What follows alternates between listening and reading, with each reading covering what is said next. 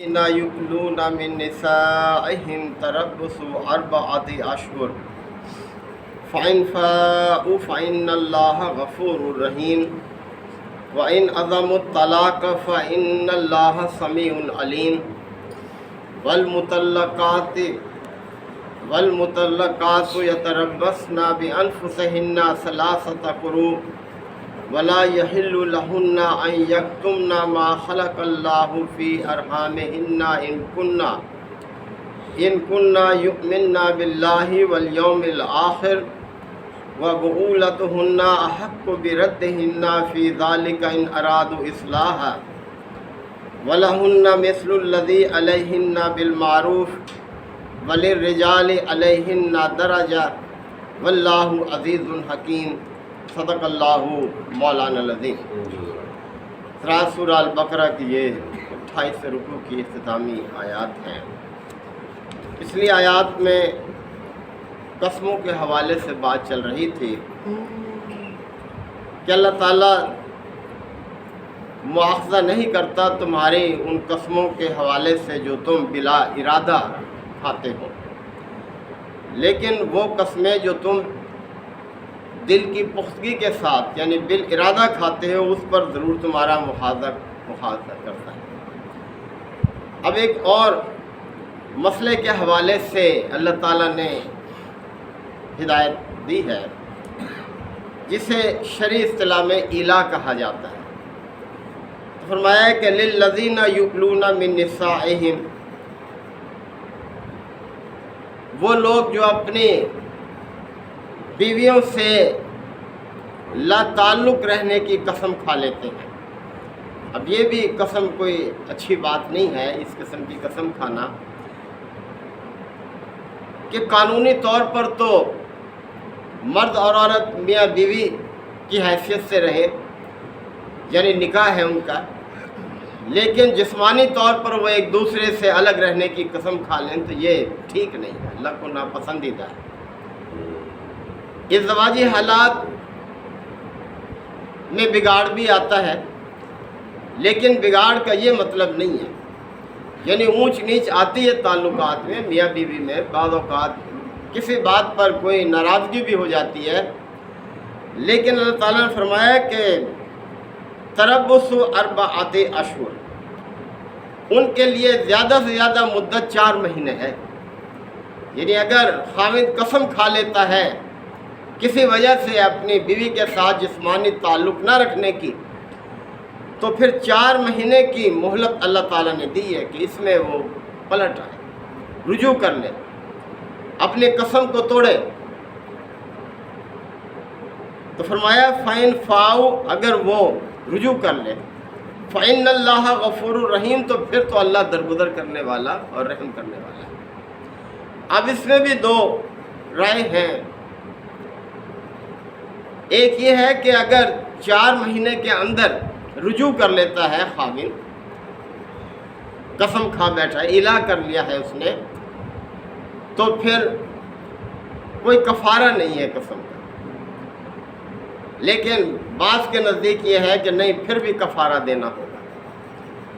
کیونکہ اس نے قسم کھائی تھی اور قسم توڑی جا رہی ہے تو اس کو کفارہ ادا کرنا چاہیے۔ تو پھر اللہ تعالیٰ غفور ہے، رحیم ہے، یعنی غلطی اس نے کی، اس غلطی پر اس نے کفارہ ادا کر دیا تو اللہ تعالیٰ جو ہے درگزر کرنے والا، رحم کرنے والا ہے۔ وَإِنْ عَزَمُوا الطَّلَاقَ، اور اگر خاوند نے طلاق کی ہی ٹھان لی ہے، اسی کا عزم کر لیا ہے،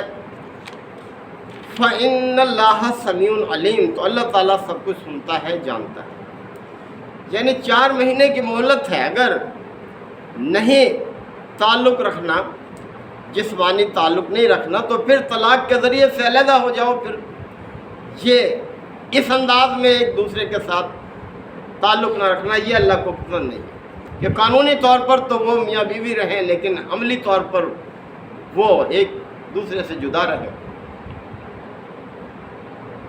اس میں یہ بھی ہے کہ اگر کوئی طبی نقطہ نظر سے یہ صورتحال ہو، یعنی قسم نہ کھائی جائے، تو پھر اس کا اطلاق نہیں ہوتا۔ بڑھاپا بھی ایک کیفیت ہے، یعنی قسم نہیں کھاتے لیکن یہ ہے کہ بس پھر وہ تعلق نہیں رہتا، تو ایسی صورت میں جو ہے پھر اس کا اطلاق نہیں ہوگا۔ والمطلقات، اور جو طلاق یافتہ عورتیں ہیں ان کے حوالے سے اب بات کی جا رہی ہے کہ جس عورت کو طلاق دے دی جائے، یتربصن بانفسہن ثلاثۃ قروء، تو وہ اپنے آپ کو 3 حیض تک روکے رکھے، یعنی طلاق کے بعد وہ فوری طور پر نکاح نہیں کر سکتی بلکہ اپنے آپ کو 3 حیض آنے تک روکے رکھے، اس کے بعد پھر وہ نکاح کر سکتی ہے، اس کو اجازت ہے۔ یاد رہے کہ طلاق کی صورت میں اور خاوند کے فوت ہونے کی صورت میں جو عدت ہے وہ مختلف ہے۔ طلاق کی صورت میں جو عدت ہے وہ 3 ماہ اللہ تعالیٰ نے رکھی ہے، 3 ایام ماہواری آنے تک،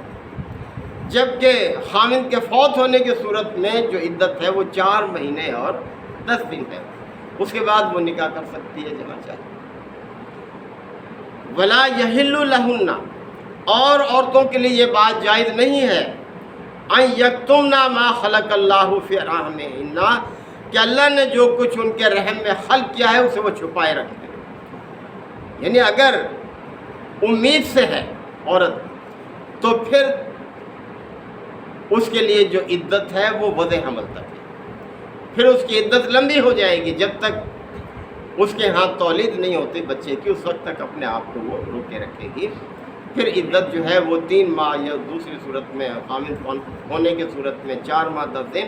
یہ نہیں بلکہ جب وضع حمل ہو جائے گا تو بس پھر اس کے بعد وہ نکاح کر سکتے ہیں۔ ان کننا یؤمننا باللہ والیوم الآخر، اگر وہ اللہ اور یوم آخرت پر ایمان رکھتی ہے تو اس کے لیے جائز نہیں ہے کہ وہ چھپائے رکھے اس چیز کو جو اللہ نے اس کے رحم میں خلق کیا ہے، یعنی پھر اس کے مطابق اس کو عمل کرنا ہوگا۔ وَبُعُولَتُهُنَّ أَحَقُّ بِرَدِّهِنَّ فِي ذَلِكَ، اور ان کو خاوندوں کو یہ حق حاصل ہے کہ وہ رجوع کر لیں عدت کے دوران، ان ارادوا اصلاحا، اگر وہ آئندہ اصلاح کا ارادہ رکھیں، یعنی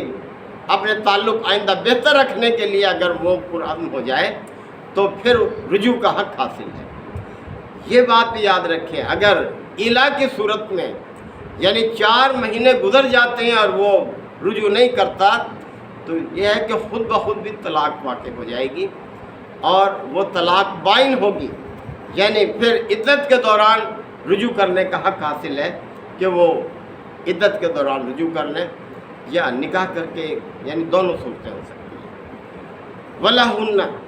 مِثْلُ الَّذِي عَلَيْهِنَّ بِالْمَعْرُوفِ، اور اسی طرح سے عورتوں کو بھی حق حاصل ہے معروف طریقے سے،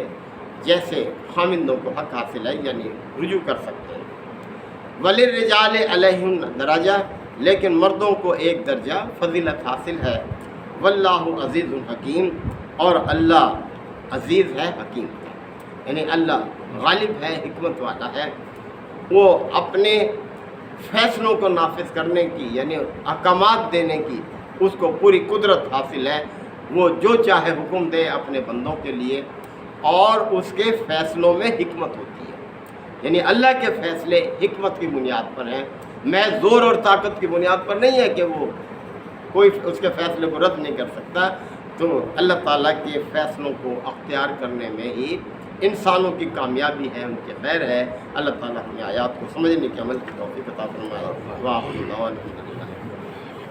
الحمدللہ وکفیٰ وسلام علی عبادہ الذین اصطفیٰ۔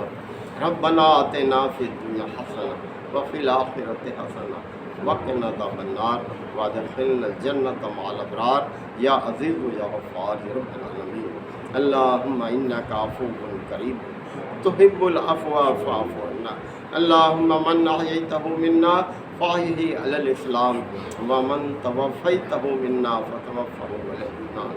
یا شافی الامراض اشف مرضانا ومرضى المسلمین، یا قاضی الحاجات اقض حاجاتنا وحاجات المسلمین۔ اللہم اعز الاسلام والمسلمین۔ ربنا تقبل منا انک انت السمیع العلیم وتب علینا انک انت التواب الرحیم۔ صلی اللہ تعالی علی خیر خلقہ محمد وآلہ وصحبہ اجمعین۔